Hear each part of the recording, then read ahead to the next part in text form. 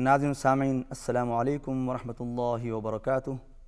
القرآن پروگرام کے ساتھ آپ کی خدمت میں حاضر ہیں۔ میں ہوں آپ کا میزبان قاری سید صداقت علی۔ پاکستان ٹیلی ویژن کا یہ خاصہ رہا ہے کہ مذہبی پروگراموں کو ہمیشہ بڑی فوقیت اور اہمیت حاصل رہی ہے۔ القرآن پروگرام پچھلے سال سے پاکستان ٹیلی ویژن سے پیش کیا جا رہا ہے، جس سے نہ صرف پاکستان بلکہ پوری دنیا میں لاکھوں لوگوں نے قرآن پاک پڑھنا سیکھا اور اس سے استفادہ کیا۔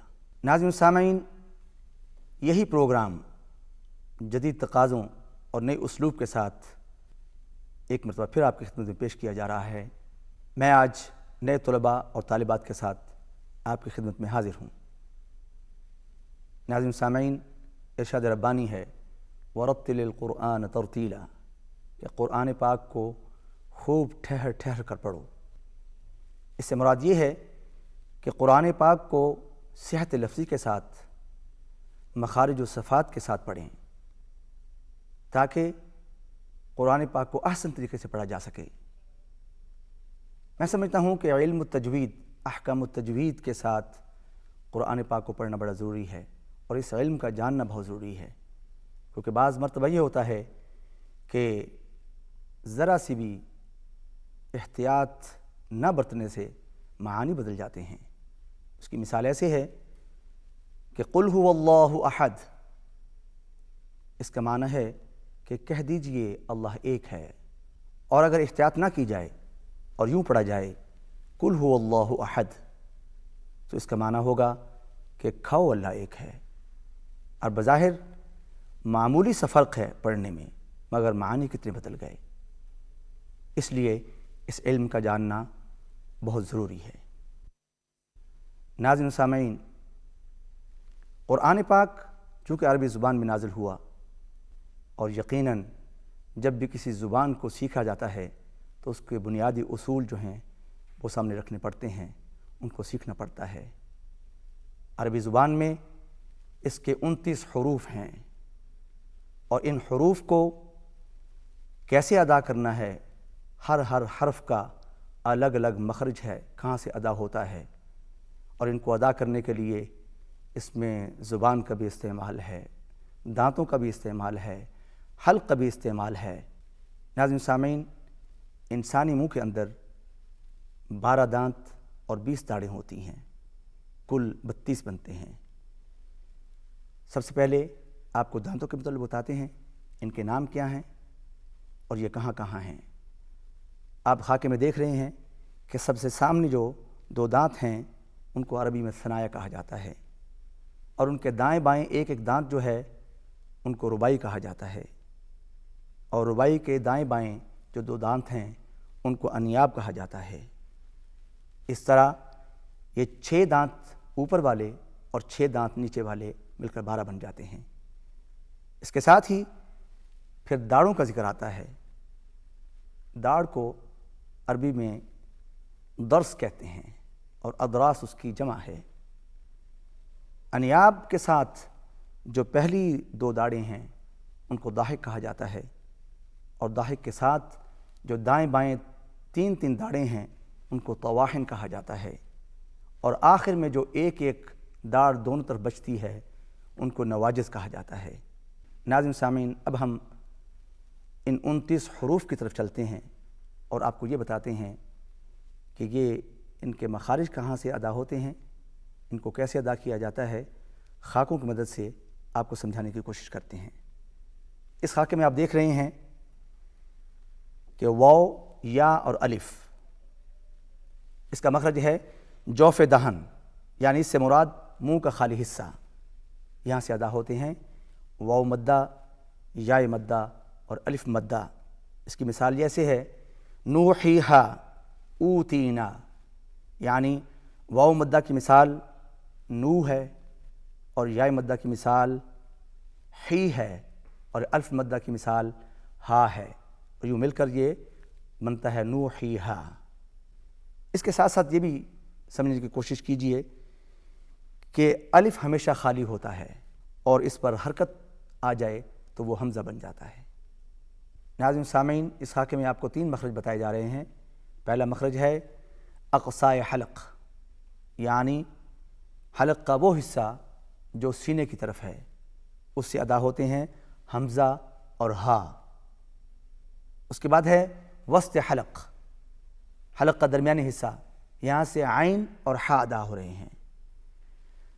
اس کے بعد ہے ادنائے حلق، یعنی حلق کا وہ حصہ جو منہ کی جانب ہے، اس سے غین اور خا ادا ہو رہے ہیں۔ اس کے بعد ہے قاف کا مخرج، آپ دیکھ رہے ہیں، شکل آپ کو نظر آ رہی ہے۔ اس کا مخرج ہے زبان کی جڑ اور لحات۔ لحات کس کو کہتے ہیں؟ ایک چھوٹا سا گوشت کا ٹکڑا جس کو ہم کوا بھی کہتے ہیں، وہ ہے، یہاں سے قاف ادا ہوتا ہے۔ اس کے بعد ہے کاف۔ کاف کا مخرج یہ ہے کہ قاف کے مخرج سے ذرا ہٹ کر منہ کی جانب، وہاں سے کاف ادا ہوگا۔ اس کے بعد مخرج ہے جیم، شین اور یا کا۔ اس کا مخرج ادا ہوتا ہے کہ زبان کا بیچ اور اس کے مقابل اوپر کا تالو، یعنی زبان کا درمیانی حصہ اور اس کے مقابل اوپر کا تالو، یہاں سے جیم، شین اور یا ادا ہوتے ہیں۔ اس کے بعد ہے ضاد کا مخرج۔ ضاد کا مخرج خاصا مشکل مخرج ہوتا ہے، اس کو ادا کرنا خاصا مشکل ہوتا ہے، اور اس کا مخرج کہاں سے ہے کہ زبان کی کروٹ اور اوپر کے داڑوں کی جڑ، زبان کی کروٹ اور اوپر کے داڑوں کی جڑ، یہاں سے جو ہے ضاد ادا ہوتا ہے۔ رومن ورڈک کے اندر یا انگریزی زبان کے اندر جب اس کو لکھا جاتا ہے تو کہیں پر یہ زیڈ کے ساتھ لکھا جاتا ہے اور کہیں پر یہ ڈی کے ساتھ لکھا جاتا ہے۔ اس کے بعد مخرج ہے لام کا، آپ دیکھ رہے ہیں، لام کا مخرج طرف لسان بما کچھ حصہ حافہ، ثنایا سامنے کے دانت، ربائی، انیاب اور دواحک، یہ جو سامنے دانت ہیں اب نظر آ رہے ہیں آپ کو، ان کے مسوڑوں پر زبان لگے گی تو یہ لام ادا ہوگا۔ اس کے بعد مخرج ہے نون کا۔ نون کا مخرج ہے ثنایا، ربائی اور انیاب کے مسوڑے اور زبان کا کنارہ، یعنی سامنے جو آپ کو دانت نظر آ رہے ہیں ان کے مسوڑوں میں زبان لگے گی، یعنی زبان کا کنارہ لگے گا تو نون ادا ہوگا۔ اب اس کے بعد ہے را کا مخرج۔ را کا مخرج ہے طرف لسان مع پشت زبان اور ثنایا اور ربائی کے مسوڑے، اس سے را نکلتی ہے۔ اس کے بعد ہے طا، دال اور تا، طا، دال، تا۔ اس کا مخرج یہ کہاں سے ادا ہوتے ہیں؟ زبان کی نوک اور ثنایا علیہ کی جڑ، یعنی سامنے والے جو دانت ہیں ان کی جڑ میں زبان لگے گی تو یہ تینوں حروف ادا ہوں گے۔ اس کے بعد ہے ظا، ذال اور ثا۔ اس کا مخرج یہ ہے کہ زبان کی نوک اور ثنایا علیہ کا کنارہ، جو سامنے والے جو دانت ہیں، 2 دانت، ان کے کنارے پر زبان کا کنارہ لگے گا تو یہاں سے یہ تینوں حروف ادا ہوں گے۔ اس کے بعد صاد، زا اور سین، اس کا مخرج آپ دیکھ رہے ہیں اس خاکے میں، ثنایا علیہ، ثنایا سفلی کے اندر کے کنارے اور زبان سے صاد، زا اور سین ادا ہوتے ہیں۔ اس کے بعد ہے فا، حرف فا۔ فا کا مخرج ہے ثنایا علیہ کا کنارہ اور نچلے ہونٹ کا اندرونی حصہ۔ فا آپ کو خاکے میں بھی نظر آ رہا ہے کہ کیسے اس کو ادا کیا جا رہا ہے۔ اس کے بعد ہے با، واو اور میم، اس خاکے میں آپ کو نظر آ رہے ہیں، دونوں ہونٹ سے ادا ہوتے ہیں۔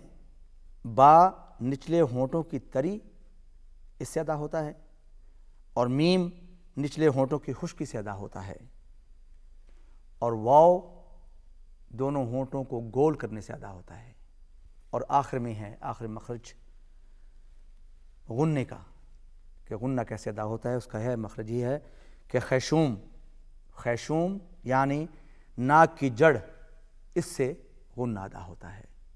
ناظرین سامعین، آج پہلے پروگرام میں ہم نے بنیادی چیزیں جاننے کی کوشش کی۔ انشاءاللہ العزیز کل سے ہم اب ان حروف کی مشق کریں گے۔ اسی کے ساتھ